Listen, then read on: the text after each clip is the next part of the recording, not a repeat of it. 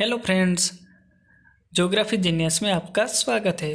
दोस्तों, आज हम शुरू करने जा रहे हैं राजस्थान भूगोल के मरुस्थलीय प्रदेश के पार्ट सेकंड को। पहला पार्ट मैंने पहले बता दिया था, अब हम सेकंड पार्ट को देखेंगे। दोस्तों, आज के पार्ट में हम देखते हैं सबसे पहले मरुस्थलीय प्रदेश का भौतिक विभाजन, यानी कि कौन कौन से भाग और उप विभाग इस क्षेत्र में पाए जाते हैं। तो इसमें हम देखेंगे कि मरुस्थलीय प्रदेश के कुल 3 भाग किए गए हैं, जिसमें पहला है जैसलमेर मरुस्थल, फिर है बाड़मेर फलोदी मरुस्थल और तीसरा आता है बीकानेर चूरू मरुस्थल।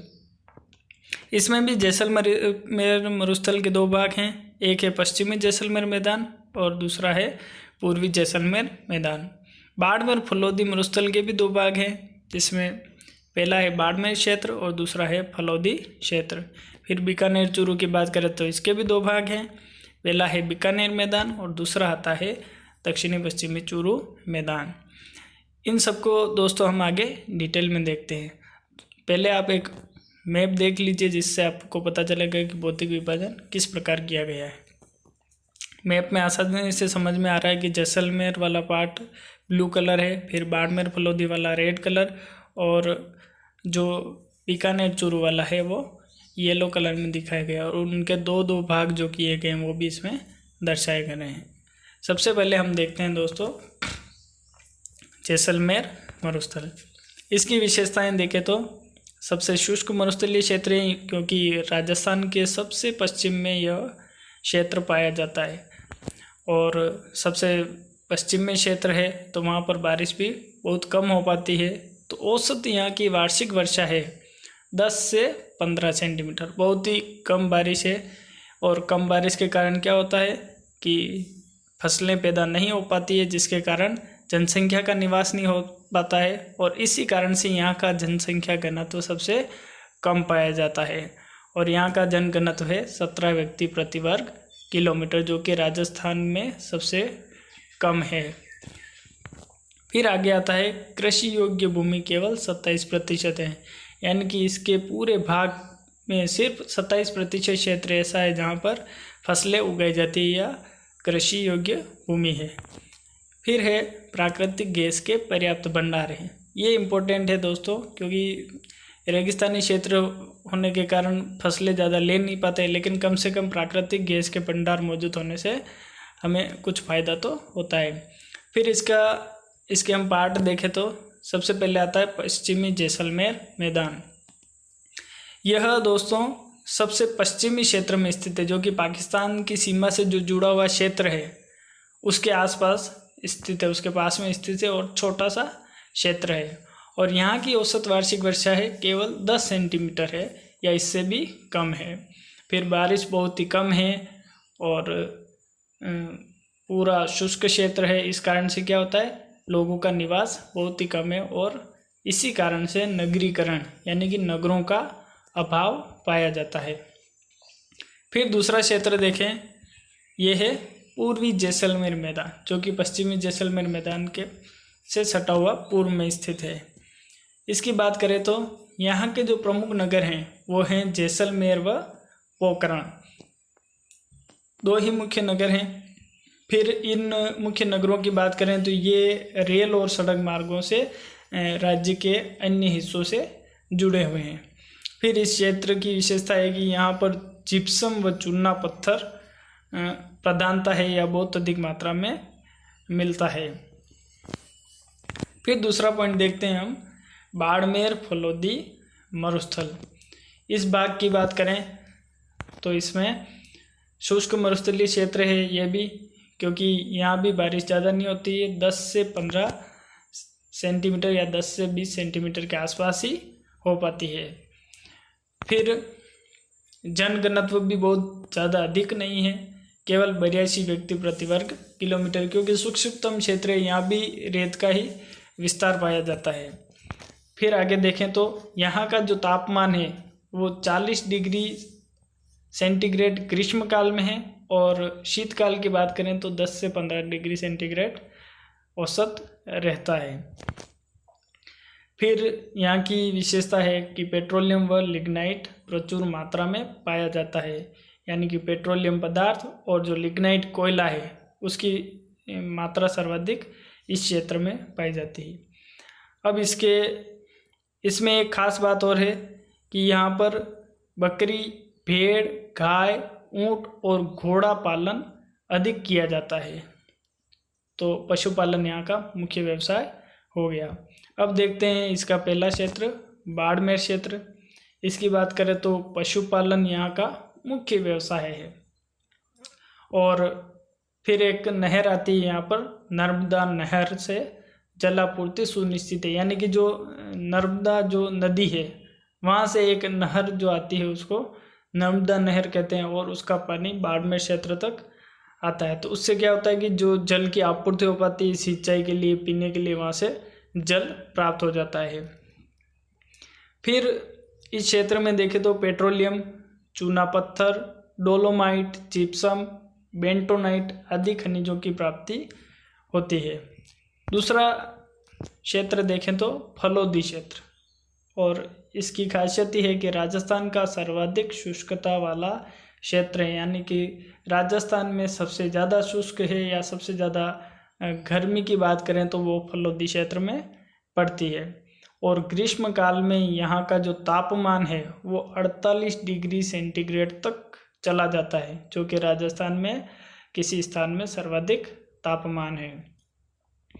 फिर बात करें इस क्षेत्र की तो खनिजों का अभाव पाया जाता है। तो इस क्षेत्र में बिल्कुल खनिज मिलना संभव नहीं है, ना के बराबर मिलते हैं। फिर ज़्यादा गर्मी पड़ती है जिसके कारण क्या है, मृदा में क्षारीयता और लवणता बहुत ज़्यादा है। यानी कि फसल बोने लायक भूमि यहाँ पर नहीं मिल पाती है। फिर कृषि व पशुपालन मुख्य व्यवसाय है। अब कृषि में भी वही फसलें बोई जाती है जो गर्मी को सहन कर सके, यानी कि बाजरा मुख्य फसल होगी यहाँ की। फिर इस क्षेत्र की बात करें तो यह सड़क और रेल परिवहन की सुविधा से जुड़ा हुआ क्षेत्र है। आगे देखते हैं दोस्तों बीकानेर चूरू मरुस्थल। इसमें हम पहला क्षेत्र देखते हैं बीकानेर मैदान। इसमें मुख्य व्यवसाय है कृषि है, पशुपालन है, फिर खनन है, उद्योग है, हस्तशिल्प आदि कार्यों का मिश्रण। यानी कि हर एक कार्य या हर एक व्यवसाय वहाँ के व्यक्ति द्वारा किया जाता है, मौसम के अनुसार या समय के अनुसार देख सकते हैं। कृषि, अगर बारिश का मौसम है तो कृषि कर रहे हैं, जहाँ सिंचाई की सुविधा है वहाँ तो वर्ष पर कृषि कर ही रहे हैं, साथ ही पशुपालन भी कर रहे हैं। इसके साथ ही देखें तो इंदिरा गांधी नहर से सिंचाई प्राप्त करते हैं। जी हाँ दोस्तों, सबसे मेन बात यही है कि यह क्षेत्र इंदिरा गांधी नहर से जुड़ा हुआ क्षेत्र है, जिसके कारण क्या है कि यहाँ पर सिंचाई आसानी से हो पाती है और कृषि क्षेत्र भी काफ़ी विकसित हुआ है। अब दूसरा क्षेत्र देखते हैं दक्षिण पश्चिम में चूरू मैदान। इसमें देखें तो यहाँ की अर्थव्यवस्था प्राथमिक व्यवसाय से संबंधित है, क्योंकि यह भी बहुत ज़्यादा गर्मी वाला जिला है राजस्थान का, जहाँ सबसे ज़्यादा शुष्कता अगर जिले की बात करें तो वो चूरू में पाई जाती है। तो इस कारण से यहाँ पर क्या है कि प्राथमिक व्यवसाय संबंधित है, क्योंकि द्वितीय व्यवसाय के लिए पानी की आवश्यकता होती है और खनिज भूमि उस प्रकार की होनी चाहिए, लेकिन यह उस तरह से विकसित क्षेत्र नहीं है। फिर बात करें तो कृषि व पशुपालन मुख्य व्यवसाय है। और लास्ट है, इस क्षेत्र में कोई नदी प्रवाहित नहीं होती है। तो यही मेन रीज़न है कि दोस्तों कि यह भी ज़्यादा शुष्क क्षेत्र है, क्योंकि उस एरिया में नदी भी नहीं है। फिर आगे देखते हैं हम आर्थिक भूदृश्य, यानी कि जो राजस्थान का मरुस्थलीय क्षेत्र है उसका आर्थिक भूदृश्य या आर्थिक स्थिति किस प्रकार की है, कौन कौन से उद्योग होते हैं या कृषि होती है, उसको देखते हैं। सबसे पहले आता है परिवहन। परिवहन की बात करें तो सड़क, वायु व रेल परिवहन की सुविधाएं प्राप्त है। यानी कि इस क्षेत्र में सड़क, रेल और वायु से जुड़ा हुआ क्षेत्र है, यानी कि ये सब परिवहन की सुविधाएं वहाँ प्राप्त है। फिर जोधपुर व बीकानेर के हवाई अड्डे महत्वपूर्ण हैं। दो महत्वपूर्ण हवाई अड्डे हैं, जोधपुर और बीकानेर, जो कि सिविल एयरवेज हैं, सिविल हवाई अड्डे हैं। फिर आगे देखते हैं, इस प्रदेश में कुल 7 राष्ट्रीय राजमार्ग स्थित हैं। और हवाई अड्डों की अगर हम बात करें तो बीकानेर और सूरतगढ़ जो क्षेत्र है वहाँ पर भूमिगत हवाई अड्डे भी मौजूद हैं जो सामरिक दृष्टि से महत्वपूर्ण है। फिर इस क्षेत्र में जो सड़कों की सर्वाधिक लंबाई है वो जोधपुर जिले में स्थित है। दोस्तों चित्र में देख सकते हैं 2 महत्वपूर्ण जो हवाई अड्डे हैं, जोधपुर हवाई अड्डा और सिविल एयरपोर्ट बीकानेर। फिर आज आप इस मैप के माध्यम से भी देख सकते हैं कि कौन कौन से रेल मार्ग और राष्ट्रीय राजमार्ग हैं जो इस प्रदेश के कौन से एरिया से जुड़े हुए हैं। आगे हम देखते हैं दोस्तों भूमि उपयोग। भूमि उपयोग की बात करें तो इस क्षेत्र में हम देख चुके हैं कि प्राथमिक व्यवसाय ज़्यादा होता है। तो प्राथमिक व्यवसाय की प्रधानता यानी कि भूमि उपयोग की बात करेंगे तो कृषि हो गई, पशुपालन हो गया, उसी के आधार पर भूमि का उपयोग है। फिर सर्वाधिक बंजर भूमि की बात करें तो वो जैसलमेर में पाई जाती है, क्योंकि ये भी हम देख चुके हैं कि क्योंकि सबसे ज़्यादा शुष्कता है, बारिश कम होती है, केवल 27% ही वहाँ पर कृषि योग्य भूमि है, तो बाकी की जो भूमि है वो बंजर भूमि है। फिर चूरू व बीकानेर में इंदिरा गांधी नहर, जोधपुर में भूमिगत जल एवं बाड़मेर में लूनी बेसिन से प्राप्त जल से कृषि कार्य, यानी कि चूरू बीकानेर में तो इंदिरा गांधी नहर से सिंचाई प्राप्त होती है, और जोधपुर की बात करें तो वहाँ पर भूमिगत जल यानी कि कुएं नलकूप द्वारा सिंचाई की जाती है। और बाड़मेर में जो लूनी नदी है उसके आसपास वाला जो क्षेत्र है तो उस क्षेत्र में उस नदी से सिंचाई करके कृषि कार्य किया जाता है। आगे हम देखते हैं दोस्तों कृषि। कृषि की बात करें तो इस प्रदेश में खाद्यान्न फसलों की अधिकता पाई जाती है, क्योंकि शुष्क क्षेत्र है, बारिश कम हो पाती है, तो लोग सिर्फ अपनी खाने योग्य जो फसलें होती है जिनमें भी प्रमुख रूप से हम बात करेंगे तो बाजरा है, और यहाँ पर बात करें तो सिर्फ खरीफ की फसलें ही अधिक होती है, क्योंकि बारिश खरीफ के मौसम में ही बारिश होती है तो लोग उसी समय अधिकतर फसलें बो पाते हैं। और रबी की फसल के लिए सिंचाई की आवश्यकता होती है, तो इतने सिंचाई के साधन विकसित नहीं है कि पूरे क्षेत्र को सिंचित किया जा सके, इसलिए खरीफ की फसलें होती हैं और जायद की फसल तो यहाँ पर होती ही नहीं है। फिर इस प्रदेश की बात करें तो बाजरा ही सबसे महत्वपूर्ण फसल और यही सबसे अधिक बोया जाता है। इस टेबल में आप देखेंगे कि जिलेवार कृषि क्षेत्र कितना है, उसमें से कुल कृषि कितनी है, कितना क्षेत्र ऐसा है जिसको बोया नहीं जा सकता और कितना क्षेत्र ऐसा है जिसको हम बो सकते हैं। और इस टेबल के माध्यम से आप देखेंगे कि कौन कौन से क्षेत्र में कौन सी फसलें बोई जाती है। तो दोस्तों इनको थोड़ा ध्यान से देखें। आगे देखते हैं हम औद्योगिक भूदृश्य। औद्योगिक भूदृश्य की बात करें तो इस प्रदेश में मुख्य रूप से सीमेंट उद्योग, सूती वस्त्र उद्योग, विशिष्ट कुटीर उद्योग एवं लघु उद्योग स्थित है। यानी कि मुख्य रूप से बात करें तो चूना पत्थर क्षेत्र है तो सीमेंट उद्योग संभावित है।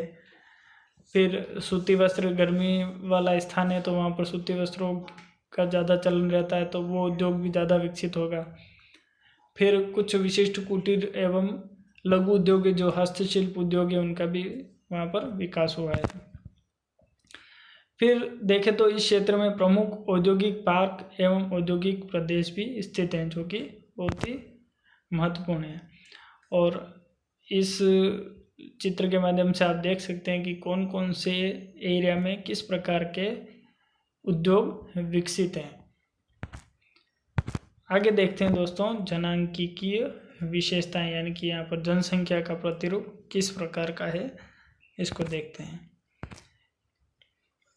अब सबसे पहला पॉइंट आता है कि जनसंख्या का असमान वितरण, क्योंकि जल की सुविधा नहीं है और कृषि क्षेत्र भी पूर्ण रूप से विकसित नहीं है, तो जहाँ पर जल की सुविधाएं हैं वहाँ पर तो जनसंख्या का वितरण पाया जाएगा, और जहाँ जल नहीं है वहाँ पर नहीं पाया जाएगा। तो यहाँ पर इसी कारण से असमान वितरण पाया जाता है, एक जैसा वितरण नहीं है, दूर दूर इनका जमाव पाया जाता है। फिर देखें तो इस क्षेत्र के अधिकांश मकान गोलाकार हैं, जिन्हें जोनपा कहा जाता है। क्योंकि मरुस्थलीय क्षेत्र है, तो जब आंधी चलती है तो बड़े से बड़ा जो रेत का टिल्ला है वो एक स्थान से दूसरे स्थान पर स्थानांतरित होता है। तो जब मकान गोलाकार बनाए जाते हैं उसके कारण क्या होता है कि रेत इन पर टिक नहीं पाती है और नीचे गिर जाती है, तो उसका फ़ायदा गोलाकार मकान बनाने से होता है। फिर जनसंख्या घनत्व तो देखें अगर इस क्षेत्र का, तो आप आसानी से देख सकते हैं कि जो जैसलमेर वाला भाग है, जो पश्चिमी जैसलमेर वाला, या फिर जैसलमेर की बात करें पूरे की, तो वहाँ पर जनसंख्या घनत्व बहुत कम, 50 व्यक्ति से भी कम पाया जा रहा है। और इस एरिया की बात करें तो इसमें सर्वाधिक जो है वो जोधपुर और चूरू की बात करें तो यहाँ पर दिखाया गया है। फिर आप इस टेबल के माध्यम से देख सकते हैं कि कौन कौन से एरिया में कितनी जनसंख्या है, वहाँ पर लिंगानुपात, जनसंख्या घनत्व आदि सब आसानी से समझ सकते हैं। तो दोस्तों आज के वीडियो को विशेष रूप से बनाया गया है आपके लिए, तो धन्यवाद दोस्तों, और इस वीडियो को लाइक एवं शेयर करना ना भूलें।